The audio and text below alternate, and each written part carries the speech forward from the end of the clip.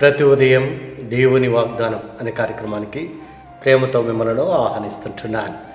ఈ ఉదయకాల సమయంలో దేవుడు మన కొరకు ఏర్పాటు చేసినటువంటి వాక్య భాగము యెషయా గ్రంథము 54వ అధ్యాయము 8వ వచనాన్ని ధ్యానించుకుందాం. యెషయా గ్రంథము 54వ అధ్యాయము 8వ వచనాన్ని ధ్యానించుకుందాం. నిత్యమైన కృపతో నీకు వాత్సల్యము చూపుదును.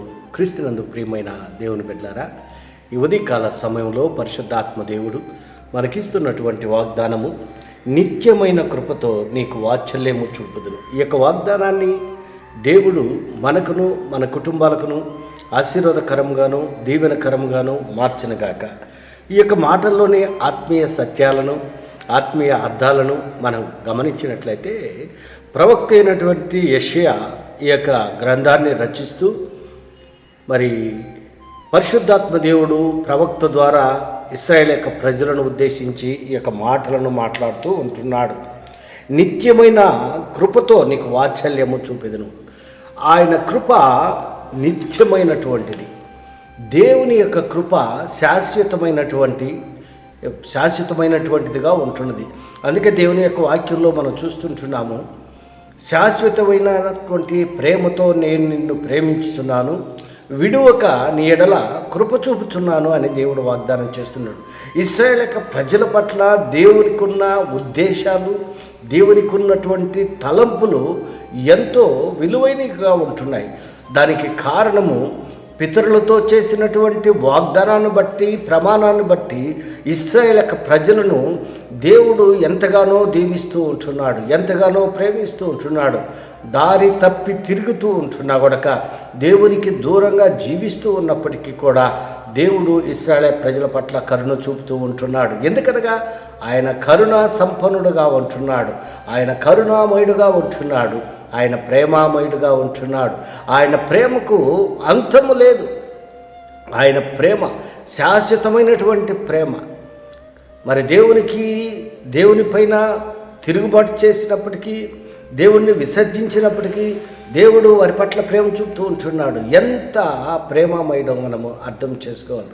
క్రీస్తునందు ప్రియమైన దేవుని బిడ్డారా, కొన్ని సందర్భాల్లో మన వ్యక్తిగత జీవితంలో కానీ, మన కుటుంబ జీవితంలో కానీ, మన ఆత్మీయ జీవితంలో కానీ దేవునికి మనము దూరంగా జీవిస్తూ ఉన్నప్పటికీ కూడా దేవుడు మనల్ని ప్రేమిస్తూ ఉంటున్నాడు, మనల్ని ఆదరిస్తూ ఉంటున్నాడు, మనల్ని పోషిస్తూ ఉంటున్నాడు, మనల్ని రక్షిస్తూ ఉంటున్నాడు. ఎందుకనగా ఆయన స్వరూపమునందు మనల్ని నిర్మించుకున్నాడు కాబట్టి, ఆయన పోలిక చొప్పున మనల్ని సృష్టించుకున్నాడు కాబట్టి, మరి కుమారుడి పట్ల తండ్రి ఏ రీతిగా జాలి పడుతూ ఉంటున్నాడో ఆ రీతిగా మన పరమ తండ్రి మన పట్ల జాలి కలిగి ఉంటున్నాడు, మనల్ని ప్రేమిస్తూ ఉంటున్నాడు.